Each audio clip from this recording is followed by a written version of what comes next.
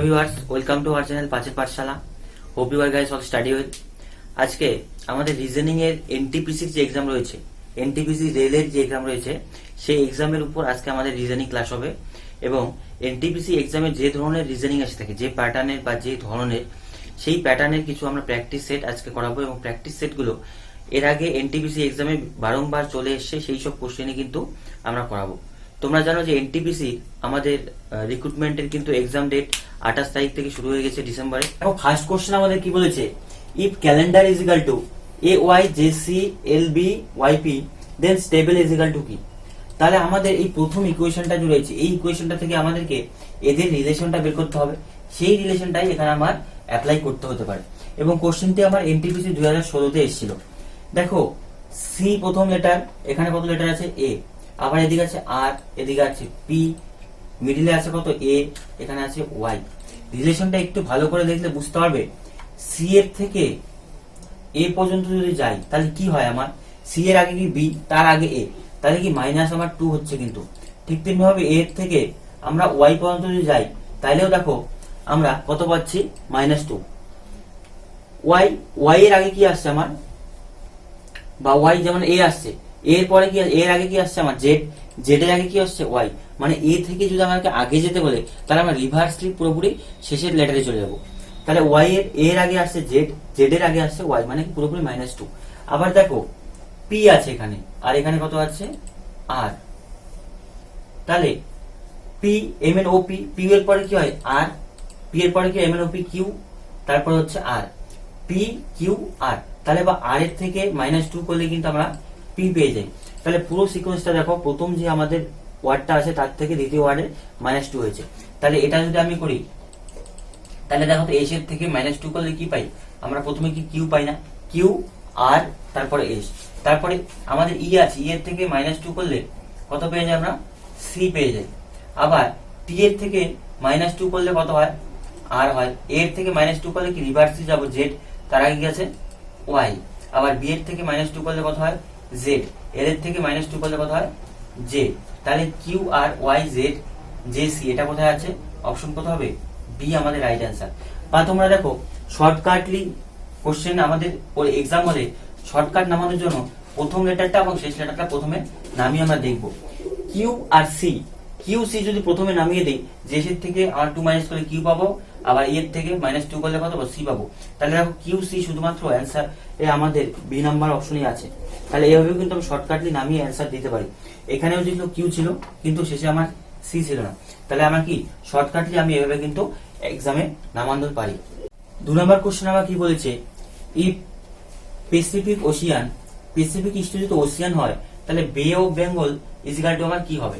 দেখো, Pacific is equal two হচ্ছে Ocean, তাহলে বে of Bengal is equal two, একদম সিম্পল কোশ্চেন, এটাও 2016-তে এসেছিল। কি হবে আমার? সি হবে না ওশিয়ান হবে না রিভার হবে না ক্র্যাক হবে? আমরা কি জানি বে অফ বেঙ্গল কি হয় আমাদের? সি, সমুদ্র। তাহলে অ্যান্সার হয়ে যাচ্ছে বি। কিন্তু আমাদের এক্সাম টাইপে এইভাবে দেওয়া থাকে যে বি আমার কত নম্বরে আছে, তাহলে বি আমার 1 নাম্বার অ্যান্সারে আছে। তাহলে অ্যান্সার কি হয়ে যাবে? নাম্বার 1 হয়ে যাচ্ছে আমাদের অ্যান্সার। কোশ্চেন আমাদের কি বলেছে দেখো, Z is equal to 26, do is equal to 19, then IT is equal to আমার কত হবে? একদম সিম্পল কোশ্চেন, এটা আমার কোডিং ডিকোডিং থেকে এসেছে। তাহলে জেড এর ভ্যালু আমরা কত জানি? 26 দেওয়া আছে। ডি এর ভ্যালু 4 এবং ও এর ভ্যালু কত আছে আমার? 15, দুটোকে যোগ করে দিয়েছে। তাহলে 14 4 আর 15 হচ্ছে কত? 19। তাহলে আই এবং টি এর ভ্যালু পুট করে আমরা যোগ করে দিব, সিম্পল অ্যান্সার বেরিয়ে আসবে। আই এর ভ্যালু কত? 9 প্লাস টি এর ভ্যালু কত? 20, যোগ করলে কত হচ্ছে আমার? 29 হয়ে যাচ্ছে। একদম সিম্পল কোশ্চেন, এটাও আমার এনটিপিসি 2016-তে এসেছিল। তাহলে কোথায় আছে? ডি নাম্বার অপশনে আছে আনসার কত? 29। তাহলে 29 ডি যে আছে, ডি আবার কোথায় আছে দেখো, ডি আবার আমার অ্যান্সার 3 তে আছে। তাহলে অ্যান্সার হয়ে যাচ্ছে আমাদের 3। এইভাবে কোশ্চেনে কিন্তু তোমাদের পাজল করার সময় অনেক সময় অনেকের এটাও ভুল হয়ে যায় যে ডি নাম্বার অপশন হচ্ছে আমার 29, আবার এখানে 1 2 3 4 এর মধ্যে কোথায় ডি আছে, তাহলে 3 তে ডি আছে, অ্যান্সার হয়ে যাবে 3। এভাবে কিন্তু আমাদের একদম সিম্পল কোশ্চেন আমরা কিন্তু সলভ করতে পারি। নেক্সট কোশ্চেন কি বলেছে আমাদের দেখো, find the incorrect number in the series.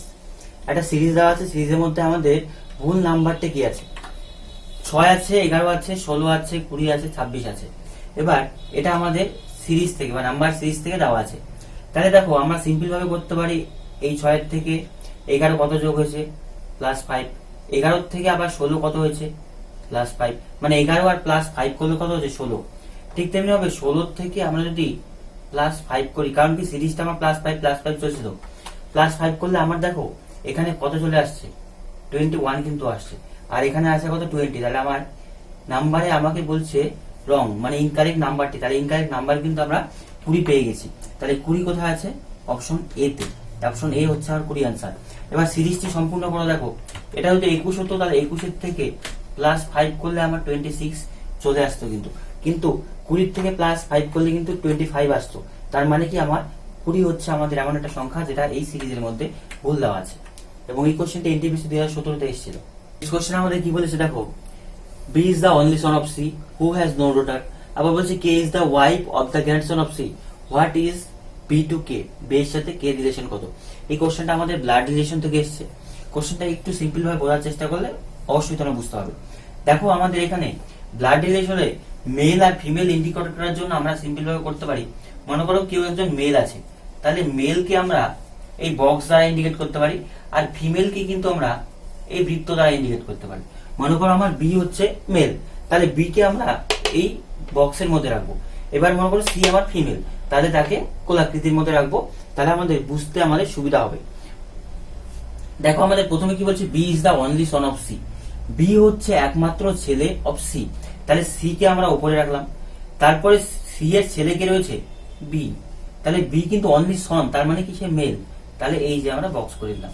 ঠিক আছে, তারপর বলছে C who has no daughter, মানে সি এর কিন্তু আবার কোনো ডটার বা মেয়ে থাকবে না।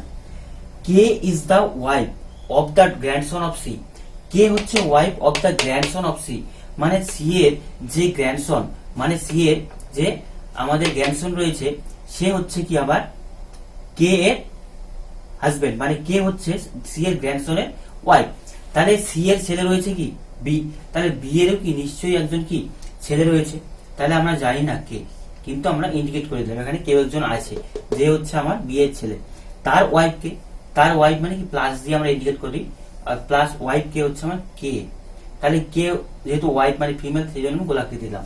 তাহলে দেখো ব্যাপারটা, সি এর গ্র্যান্ডসন হচ্ছে কি আমার কে, তাহলে সি এর ছেলে হচ্ছে কি বি, আবার বি এর ছেলে হচ্ছে কেউ একজন আছে, তার ওয়াইফ হচ্ছে কে, তাহলে সি এর গ্র্যান্ডসন কিন্তু আমরা পেয়ে গেলাম কে।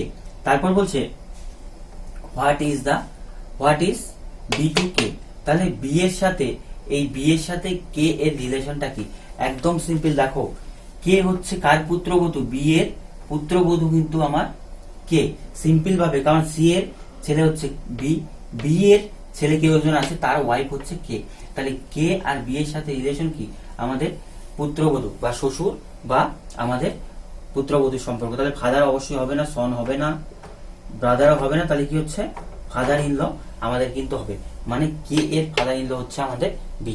কোশ্চেন আমাদের কি বলেছে দেখো, কমপ্লিট দ্য অ্যানালজি। অ্যানালজি থেকে এসছে if ADC is equal to 12 BEC is equal to কত, ADC is equal to 12 BEC is equal to কত হবে। তাহলে আমরা এখানে ভ্যালু পুট করতে পারি, ভ্যালু পুট করে লিখতে পারি।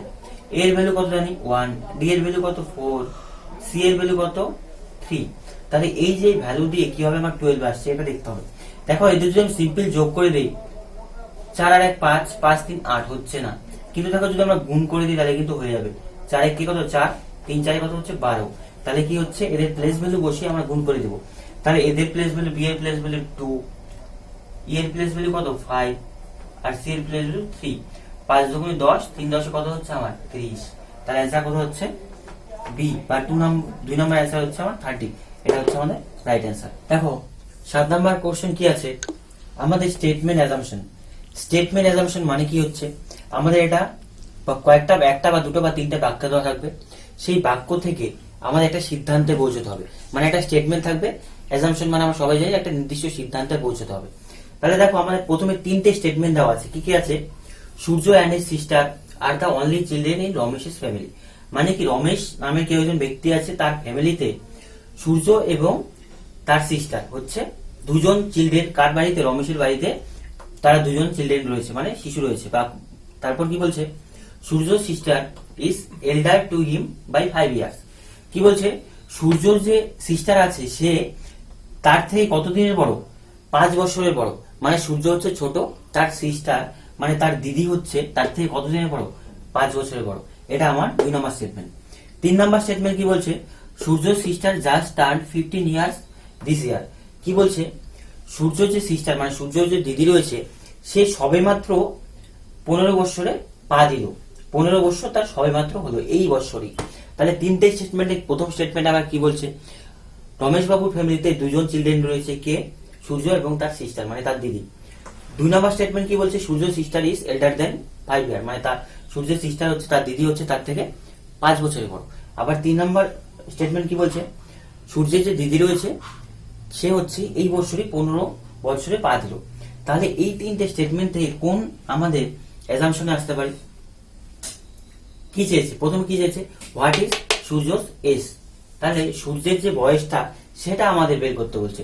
তাহলে সেটা কোন ডাটাগুলো থেকে আমাদেরকে পেতে পারি সেটা আমাদেরকে ইন্ডিকেট করতে হবে।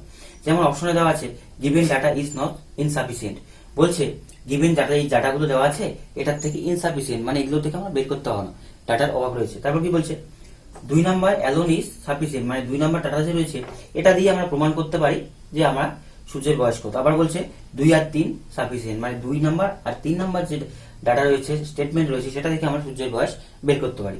আবার বলছে 1 2 3 এই তিনটে থেকেই আমরা সূর্যের বয়স বার করতে পারি, বা সূর্যের বয়স বের করার সময় এই তিনটে স্টেটমেন্টই আমার প্রয়োজন। তাহলে দেখো এখান থেকে কি সূর্যের বয়স কোনো মতে আমরা বের করতে পারি? প্রথমে শুধু বলেছে যে সূর্য ওই রমেশ বাবুর বাড়িতে 2 জন চিলড্রেন রয়েছে, তারা সূর্য এবং তার সিস্টার। এখান থেকে আমরা কোনো মতেই সূর্যের বয়স কিন্তু বের করতে পারি না। তাহলে 1 নম্বর স্টেটমেন্ট থেকে আমরা কখনোই সেটা পারি না। দেখো 2 নম্বর কি বলছে? সূর্যের sister is elder to him by 5 years. সূর্যের দিদি হচ্ছে তার থেকে 5 বছরের বড়। তাহলে এই স্টেটমেন্টটা থেকে আমরা একটা জিনিস বুঝতে পারলাম যে সূর্যের বয়স হচ্ছে তার দিদির বয়সের থেকে 5 বছরের ছোট। আবার 3 নম্বর স্টেটমেন্ট কি বলছে? সূর্যের sister is just turn 15 years. সূর্যের দিদি এই বছরই 15 বছরে পড়েছে বা 15 বছর হয়েছে। তাহলে তার দিদির যদি এই বছরই 15 বছর হয়ে থাকে এবং সূর্যের বয়স যদি তার দিদির বয়সের থেকে 5 বছরের ছোট হয়ে থাকে, তাহলে আমরা কি বলতে পারি? তার দিদির বয়স 15 বছর, তাহলে তার বয়স তার থেকে 5 বছর ছোট, তার মানে কি নিশ্চয়ই 10 বছর হবে তার বয়স। তাহলে সূর্যের বয়স আমরা কত পেলাম? 10 বছর। কারণ তার দিদির বয়স যদি 15 হয়, তার থেকে 5 বছর ছোট সূর্য, তাহলে তার বয়স হচ্ছে 10। তাহলে দেখো এই যে সূর্যের বয়স যে 10 আসলো, কোন দুটো স্টেটমেন্ট থেকে আমরা পেতে পারি? শুধুমাত্র এই দুটো স্টেটমেন্ট থেকে আমরা পেতে পারি। 1 নম্বর স্টেটমেন্ট কিন্তু আমার এখানে কোনো প্রয়োজন নেই। তাহলে আমাদের অ্যান্সার কি হচ্ছে? অ্যান্সার 3, মানে 2 and 3 আর সাফিসিয়েন্ট। মানে স্টেটমেন্ট 2 নম্বর স্টেটমেন্ট এবং 3 নম্বর স্টেটমেন্ট থেকেই আমরা সূর্যের বয়স কত সেটা কিন্তু ইন্ডিকেট করতে পারি। এই ধরনের কিন্তু স্টেটমেন্ট অ্যাজাম্পশন কোশ্চেন কিন্তু আমরা গ্রুপ ডি বা এনটিপিসিতে প্রায়শই কিন্তু আমরা পেয়ে থাকি। নেক্সট কোশ্চেন আমাদের কি বলেছে দেখো, ইঞ্চ ইজ ইকুয়াল টু কত? ফুট। বা আমাদের ইঞ্চ ইজ টু আছে ফুট, তাহলে মিটার ইজ টু কত হবে? তাহলে দেখো ইঞ্চি মানে ইঞ্চি, এবার 12 ইঞ্চি আমার হয় 1 ফুট, সেটা আমরা জানি। তাহলে মিটার আছে, কত মিটারে আমাদের কি পাবো? তার পরেরটা নিশ্চয়ই পাবো। তাহলে মিটার ডিস্টেন্স এখানে বলেনি, যেহেতু ইঞ্চি আমার দেওয়া আছে ফুট, তাহলে ইঞ্চি থেকে ফুটে গেলে কত? 12 ইঞ্চি 1 ফুট হয়। তাহলে ডিস্টেন্স আমাদের বলেনি, এটা কি কিলোগ্রাম? মিটার থেকে কিলোগ্রাম পাবো? নিশ্চয়ই না। সেন্টিমিটার পাবো? আমাদের দেখো ইঞ্চির থেকে ফুট মানে ইঞ্চির থেকে বড় ইউনিটে আমরা এসেছি, তাহলে মিটার থেকে নিশ্চয়ই সেন্টিমিটার মানে কি ছোট ইউনিটে আমরা নিশ্চয়ই যাবো না। পরে থাকলো কি আমাদের 4 নাম্বার বা কিলোমিটার। তাহলে দেখো 12 ইঞ্চি হয় আমার 1 ফুট, তেমনি আমার 1000 মিটারে কত হয়? আমাদের 1 কিমি বা কিলোমিটার। তাহলে অ্যান্সার কি হচ্ছে আমাদের 4 বা মিটার, তাহলে কি হয়ে যাবে? কিলোমিটার। নেক্সট কোশ্চেন কি বলেছে দেখো, find the next term of the series. একটা সিরিজ দেওয়া আছে, সিরিজটা আমাকে এখানে ফুল করতে হবে। তাহলে দেখো তো BDCA, আবার FHGE JL KI। তাহলে এটি সিম্পল জিনিস, তোমরা ভালো করে লক্ষ্য করে দেখতে পাবে কি A এর পরে আসছে কি B, B এর পরে আসছে C, C এর পরে D। তাহলে দেখো A, তারপর আবার প্রথমে B, তারপর মিডলে C, তারপর D। তাহলে D এর পরে আবার দেখো E, E এর পরে আবার আসছে কি F, F থেকে G, H, H এর পরে আবার দেখো I, J, K, L। তাহলে দেখো প্রথম থেকে শেষ থেকে প্রথম যাচ্ছে, তারপর 3 নাম্বারে যাচ্ছে, আবার 2 নাম্বারে এসে শেষ হচ্ছে A B C D E F G H I J K L। তাহলে L এর পরে কত হবে? শেষেরটা আমার নিশ্চয়ই কত হবে? K L M, M এর পরে প্রথম যেটা আসবে তাহলে কি হবে? এম, তারপরে এন এর পরে 3 নাম্বার আসবে ও, তারপর 2 নাম্বার আসবে পি। তাহলে এন পি ও এম কোথায় আছে? এন পি ও এম আছে, যে 3 নাম্বার অ্যান্সার। তাহলে রাইট অ্যান্সার আছে থ্রি। মানে কি আই জে কে এল, এল এর পরে আসছে এম, এম এর পরে আবার চলে আসছে প্রথম এন, এন এর পরে ও, তারপরে পি। এই সিকোয়েন্সটা ফলো করলে আমরা অ্যান্সার পেয়ে যাচ্ছি এন পি ও এম। দেখো এখানে কি বলেছে, if temporary is equal to written as P R P M O A এই টি আর ওয়াই, তাহলে আমাদের পার্মানেন্ট ইজ ইকাল টু কি হবে? টেম্পোরারি কে আমাকে রিটেন লেখা হয়েছে এই লেটারে, তাহলে পার্মানেন্ট ইজ ইকাল টু কি হবে, এটা আমাদের বের করতে হবে। তাহলে দেখো তো, টি ই এম পি ও আর এ আর ওয়াই এই লেটারগুলো এখানে আছে, কিন্তু সেটা কি আলাদা আলাদা হবে বা উল্টো পাল্টো ভাবে সাজানো আছে। তোমাদেরকে কি করতে হবে, এখানে তাদের সিরিয়াল অনুযায়ী নাম্বার দিতে হবে। যেমন টি আছে কি 1 নম্বরে, ই আছে 2 নম্বরে, এম আছে 3 নম্বরে, 4 5 6 7 8 9, মানে কি তাদের সিরিয়াল পজিশন ওয়াইজ আমি তাদেরকে সাজিয়ে নিলাম। তাহলে এবার দেখো তো, আর আমাদের কত নাম্বার আছে? 6 নাম্বার। তাহলে এখানে 6 আর যে আছে সেটা প্রথমে চলে আসছে, তাহলে এখানে জাস্ট তাদের প্লেস ভ্যালু গুলো বসিয়ে দেবো। তাহলে 6 আর আছে 6 নাম্বারে, পি কত নাম্বারে আছে দেখো তো, পি আছে 4 নাম্বারে, এম কত নাম্বার? এম আছে 3 নাম্বারে, ও আছে আমার 5 নাম্বারে, এ আছে কোথায়? 7 নাম্বারে। ঠিক তেমনি ভাবে ই আছে কোথায়? 2 নাম্বারে। টি আছে কোথায় দেখো তো, টি আছে 1 নাম্বারে। আর কোথায় আছে? 8 নাম্বারে। 9 নাম্বারে কি আছে? ওয়াই। তাহলে আমি কি করলাম, সিরিয়াল ওয়াইজ তাদের ভ্যালুগুলো বসিয়ে দিয়ে তাদের উল্টো পাল্টো ভাবে যে ভ্যালুগুলো আছে সেগুলো আমি দিয়ে দিলাম, মানে সাজিয়ে দিলাম ভ্যালুগুলো।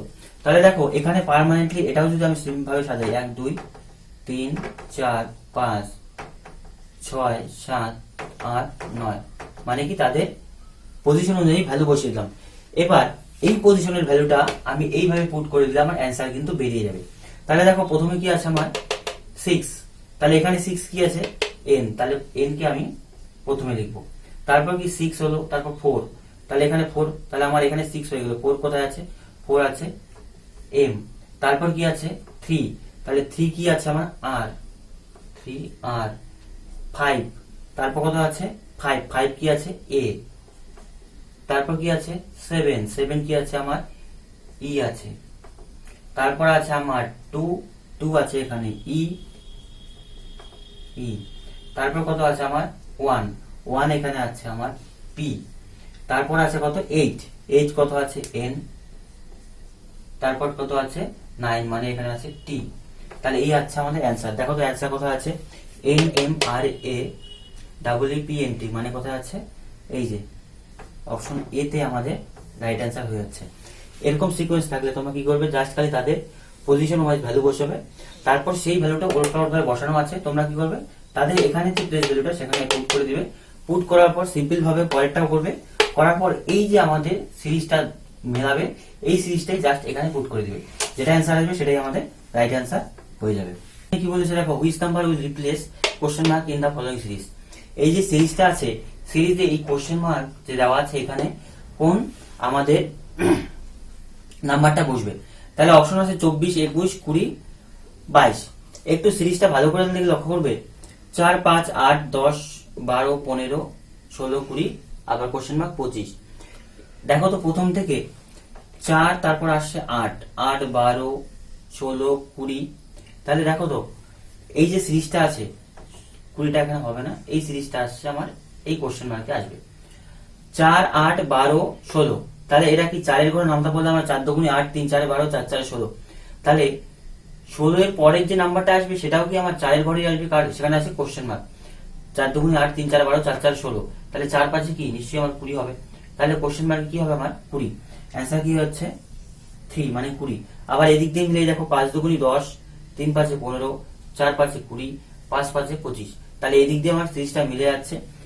এটা 5 এর ঘরে নামটা বললে হয়ে যাচ্ছে, এটা 4 এর ঘরে নামটা বললে হয়ে যাচ্ছে। তাহলে এই অপশনে কত আসছে? 20, মানে রাইট অ্যান্সার 3, মানে 20 আমার রাইট অ্যান্সার। নেক্সট কোশ্চেন দেখো, স্টেটমেন্ট আর অ্যাজাম্পশন থেকে এসেছে। প্রথমে কি বলছে, স্টেটমেন্ট যেটা আছে, ABC tuition promise excellent teaching by excellent teachers for sure success.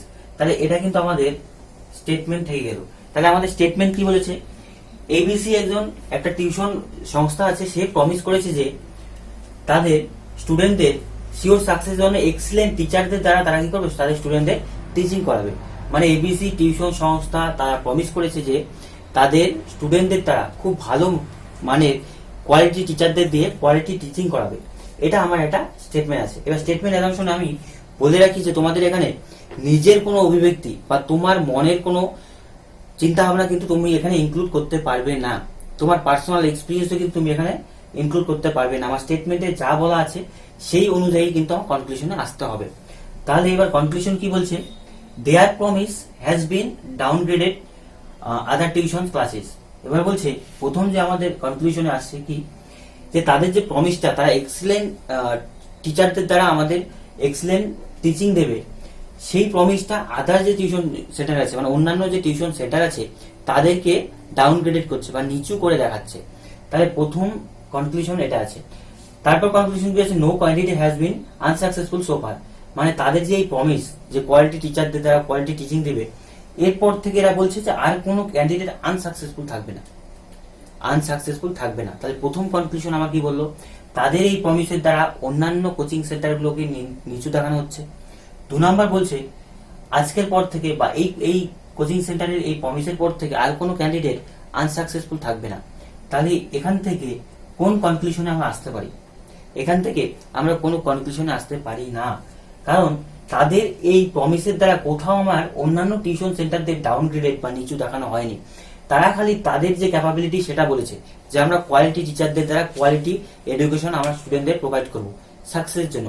কিন্তু এই যে ওয়ার্ডের মধ্যে কোথাও কিন্তু আমার অন্যান্য টিউশন সেন্টারদের ডাউনগ্রেডেড বা নিচু দেখায়নি।